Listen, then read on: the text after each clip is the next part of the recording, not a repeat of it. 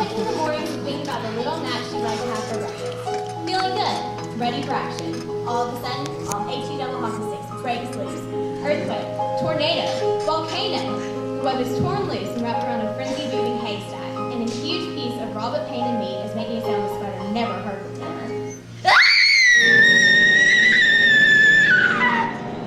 It's too big to wrap up and eat later, and it's moving way too much to hold down. Jump for it, hang on and hope, dig in. Human being! The spider is called a human being, and the pressing question now is, just where is it going and what in God's name will it do when it gets there? The neighbor lady thinks the spider's about the size of a lobster and has big rubber lips and poisonous fangs. She will probably strip to the skin and take a full shower and shampoo to make sure it's gone, then put on a whole new outfit just to make sure she's not inhabited. The spider, well, if it survives all this, it will really have something to talk about. The one that got away was this big! There's a song about spiders. Everybody knows it. Itsy bitsy spider went up the water spout. Down came the rain and washed the spider out. Out came the sun and dried up all the rain. And the itsy bitsy spider went up the spout again. What's the deal here? Why do we all know that song, and why do we keep passing it on from generation to generation? Especially when it puts spiders in such a favorable light. I mean, out of all the times it's been sung, have you ever heard anyone go, ah! No. Maybe because it puts life adventure in such clear and simple terms. Human beings have been coded with disasters and catastrophes for a long time. We are survivors, and we teach our kids about that too. And maybe spiders teach their kids about that in their spider sort of way. The small creature is alive and looks for adventure. Here's the drain pipe, a long tunnel going towards some light. The spider doesn't even think about it, just goes. Disaster befalls it, rain, flood, powerful forces. And the small creature is not far beyond where it started. Does the spider say, Oh, to heck with it. no? The sun comes out, clears things up, dries off the spider, and the small creature looks up and thinks, I really want to know what's up there. but it's a little wiser now. Checks the sky first, looks over at toe holds, says the spider prayer, and heads up through mystery towards the light and wherever.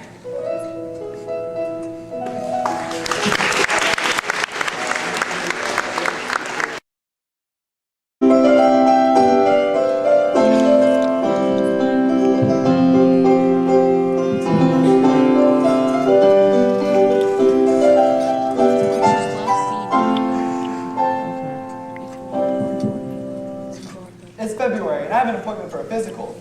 In the waiting room are two other people much older than I.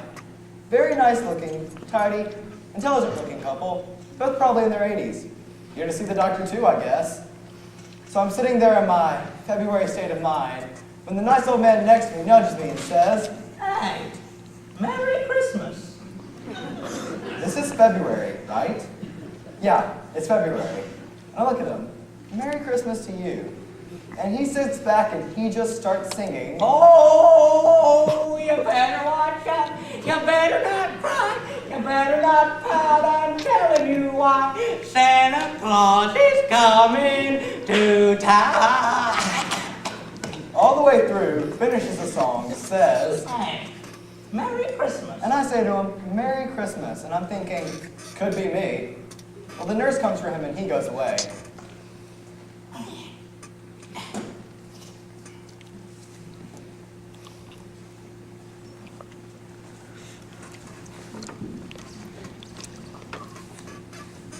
We've been married for 16 years, and Fred's 87 now. And in our family, we just say he's wired from the lips. He's had a few little strokes, and there's some Alzheimer's. And he's just getting old, and every once in a while, he suddenly announces it's Christmas. The first time he did it, I thought I was crazy. I thought, this is the stupidest thing I've ever heard. Because he shouted from upstairs one morning, hey, it's Christmas Eve. Merry Christmas. Let's decorate the tree. It was so strange. I called my daughters and I told them what was going on. Well, they came over. And they brought some presents too. They said, for God's sakes, Mother, it's not illegal. Well, we had a wonderful time. And the best part about the whole affair is that he said to me, you know, I can't remember some of the things when I was a child. Tell me about Christmas when I was a little boy. he had a terrible childhood. His mother was a drunk, and his father ran off. He was virtually orphaned and had to leave home when he was very, very young. And I didn't want to tell him about that. So I did something I have never, ever done or thought I would do in 60 years with this man. I lied to him. I told him about the Christmas he got a rocking horse, and I told him about the Christmas he got a bicycle, and the Christmas he was in the pageant, and oh, he loved it, and we had a wonderful time. One of the best Christmases we ever had, even if it was July. But the strange thing, along about bedtime, he forgot all about it. It went out of his mind, and we never did get to Christmas. Christmasing a good memory seemed to be enough. But 4 months later, it happened all over again. I heard him singing carols upstairs one morning, and here came Christmas down the stairs. Merry Christmas! And I thought, what harm? So this has happened 4 or 5 times now.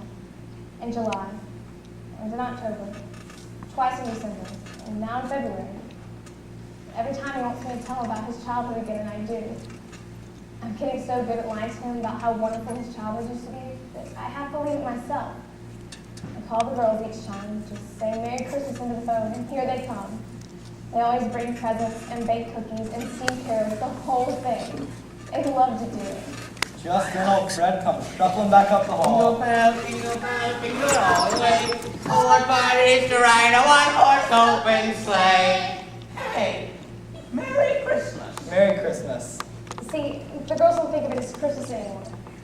They kind of think of it as Father's Day. And I kind of think of it as Valentine's Day. Merry Christmas.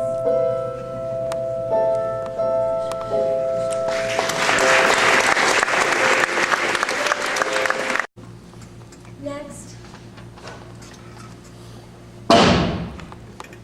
Next.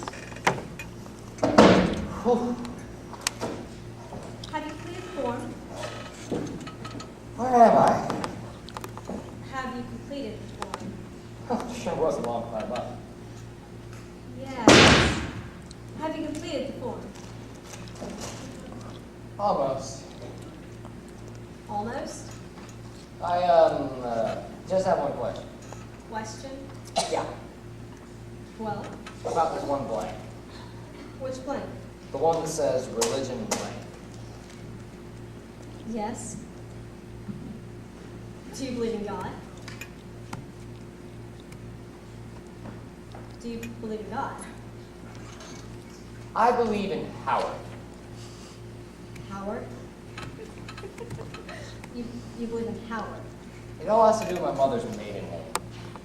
Your mother's maiden name? Was Howard. And she was a part of this big family of members, the Howard family. So I always grew up thinking myself as a member of the Howard family. So, what does this have to do with God? Oh, well, it's really quite simple. See, when I first got packed off to Sunday school at around age 4, the first thing I learned was the Lord's Prayer, which begins with Our Father, which art in heaven, hallowed be thy name. And what I heard was Our Father, which art in heaven, hallowed be thy name. And since little kids tend to mutter their prayers anyway, nobody realized what I was saying. So I went right on believing that God's name was Howard, and I was a member of his family, the Howards. And since they'd also told me that my grandfather had died and gone to heaven, God and my grandfather got all mixed up in my mind as one and the same. So I had a pretty comfy notion about God. When I went to bed each night and prayed, Our Father, which art in heaven, hallowed be thy name, I thought about my grandfather, and what a big shot.